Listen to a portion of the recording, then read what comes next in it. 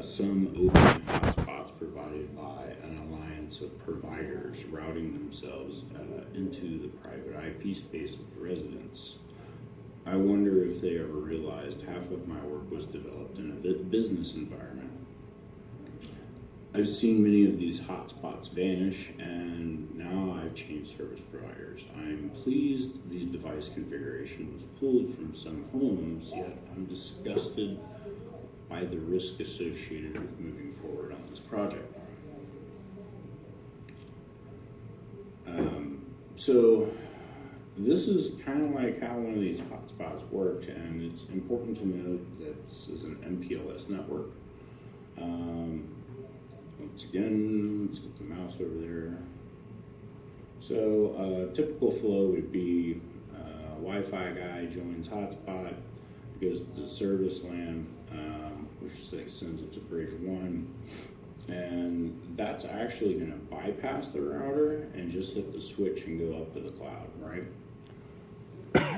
And for the home user, we got customer Wi-Fi access point, and that goes through the customer VLAN attached to the bridge, and that will touch the router, okay?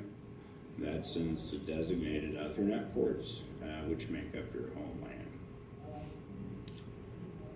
Now, what's important to note about this are the MAC addresses. How many MAC addresses are out there?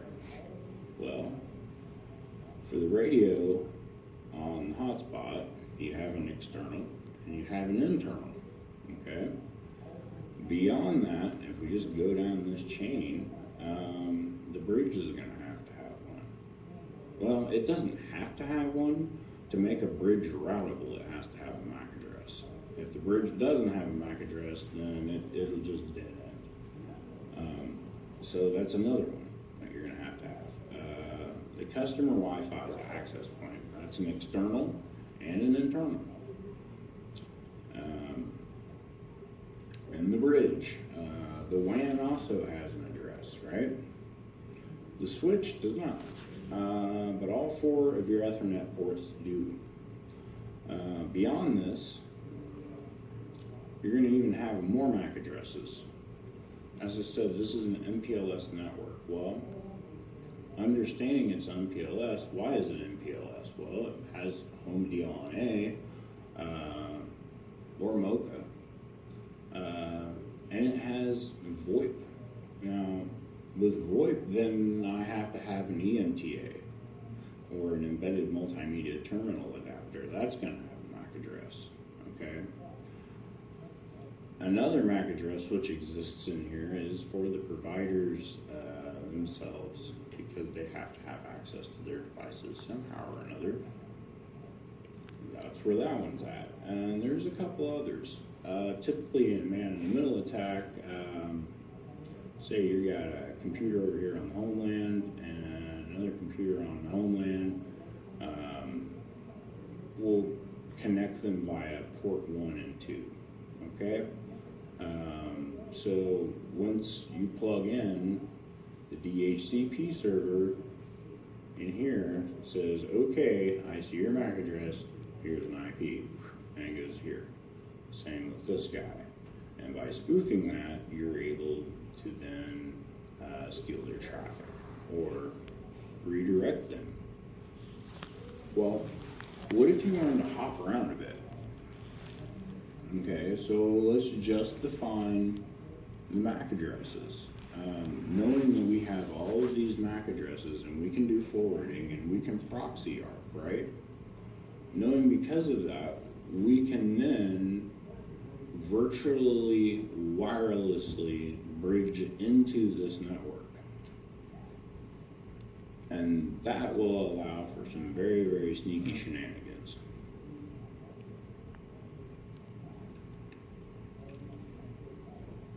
This presents the risk in the form of traffic behind a network address translator and firewalls being able to be read from an acting attacker on your local area network.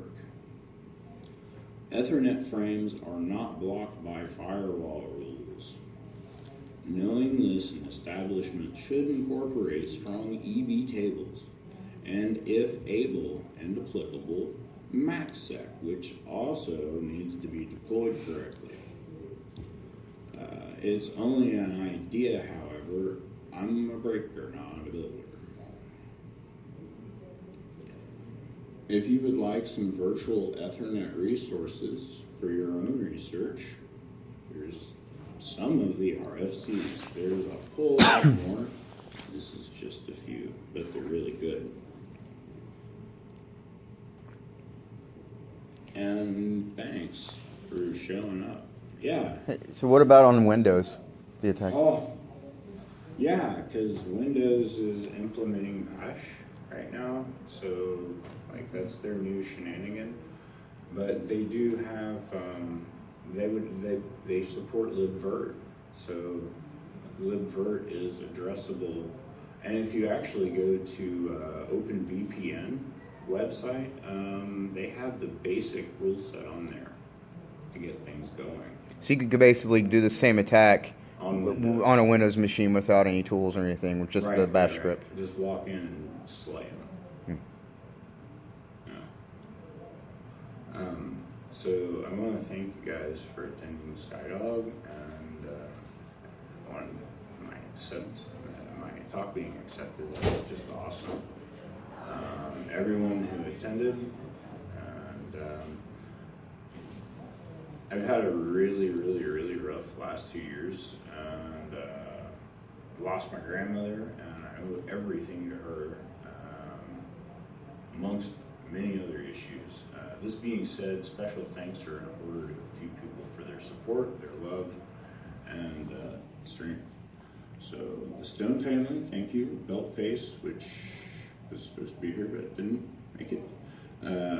Two people, no one will, they just won't know these people. Aaron and Matt Abbott, they're good friends of mine. Thanks for help. Mom and her husband Wes, who's tirelessly works at this place called City Gospel Mission up in Cincinnati. If you guys want to make a donation to them, really great organization.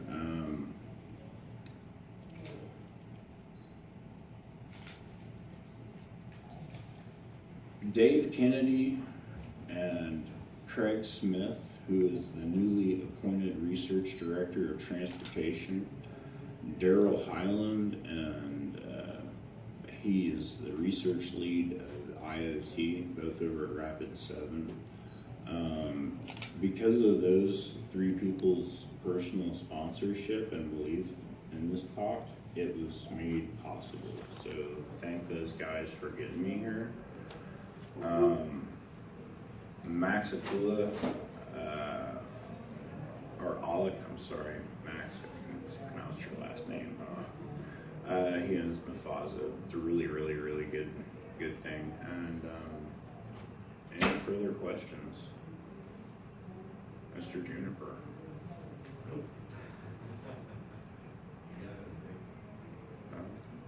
Thank you so much. Woo.